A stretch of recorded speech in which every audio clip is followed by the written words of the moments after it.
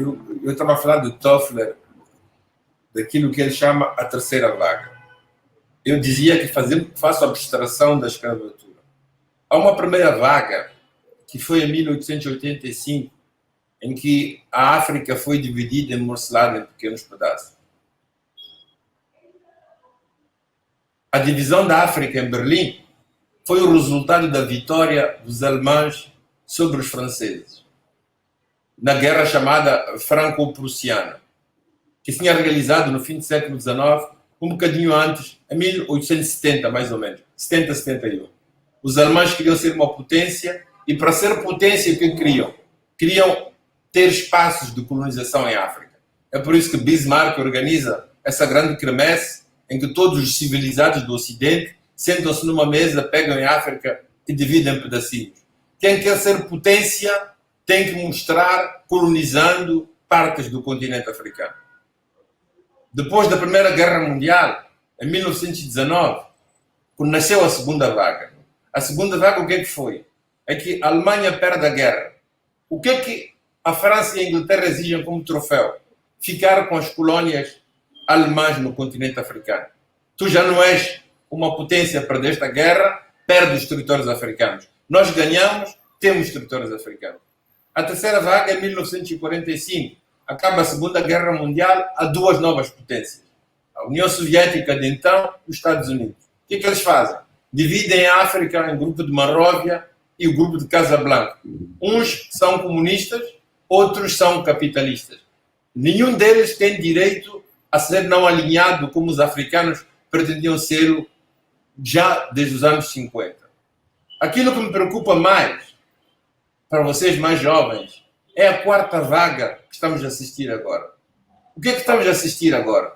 Até os anos 70, 80, você tinha aquelas reuniões em que o presidente francês se sentava com os países de língua oficial francesa e dava uma espécie de aulas. Parecia o padre a pregar o evangelho aos catecúmenos na igreja no sábado e no domingo. Os presidentes africanos sentavam-se embaixo, Mitterrand, eu lembro-me desta fotografia, sentava-se em cima. E ele, como grande pessoa, dava aulas. Hoje você não tem só a França-África. Você tem hoje encontros Estados Unidos-África, Turquia-África, China-África, Brasil-África, Índia-África e o último foi Itália-África. A corrida em direção aos recursos africanos começou. Ou recomeçou. E cada um que quer se apresentar no mundo como uma potência tem que vir mostrar a sua superioridade diante dos africanos. E nós temos os nossos presidentes a formar bicha, a correr um atrás dos outros para ir sentar como catecúmenos, ouvir os evangelhos dos grandes vencedores do mundo em que nós estamos. Como é que temos que reagir a isto? Qual deve ser a reação dos africanos, da juventude que vocês são? Como é que temos que nos posicionar nesta recorrida à África, em que, mais uma vez, o continente africano é o palco dos conflitos que os ocidentais têm entre eles? China contra o Ocidente, China contra os Estados Unidos, a Índia dos BRICS contra os Estados Unidos, o Brasil que se quer uma potência emergente, a Rússia, a Turquia, todos eles fazem encontros conosco. O que nos falta a nós é uma agenda africana. Quando é que nós vamos ter uma agenda nossa, que partindo de nós, olhemos para nós e digamos assim, o que temos que fazer como encontro, como cooperação, como solidariedade para ir para frente é isto. É este trabalho a que os jovens têm que se engajar.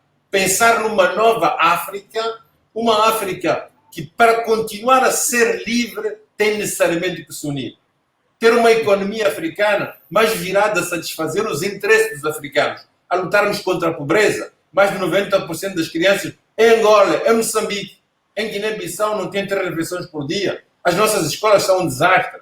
Os nossos hospitais são um desastre. E muitas vezes nós pegamos no essencial dos nossos meios económicos e externalizamos para o mundo ocidental. Este é o desafio que a vossa geração tem. Não pode ser deixada para a geração. Não é para lutar contra os mais velhos. É para dar continuidade àquilo que eles fizeram e que hoje estejam sem fôlego para continuar a levar avante. Mas não nos esqueçamos e não nos enganemos de conflito e de luta. O nosso processo para continuarmos a luta pela liberdade a favor dos nossos países e povos é uma grande unidade entre nós para fazermos frente às vicissitudes do tempo e do espaço. O Ocidente volta e volta com muitas amarguras, com muitas veleidades de opressão. O homem do Podemos pode dizer hoje que Angola tinha que ser colonizada. Quando os africanos quiseram ir para Gaddafi, foi a NATO que não permitiu que eles fossem acabar a guerra em paz. Hoje vemos o que acontece no Sahel. Conhecemos o historial de opressão que foi montado para que esses países não fossem independentes. Nós conhecemos o historial de divisão que foi criada em África para que houvesse FNLA, UNIT, MPLA, FRELIM, RENAMO, hoje ONGs, etc. O que nos falta é juntarmos-nos todos e termos um olhar orientado a um objetivo comum e fazermos tudo o que é necessário para que a nossa luta histórica, que dura 700 anos, a escravatura começou há 700 anos, possa continuar e que possamos ligar às gerações futuras um país e um continente menos desumanizado.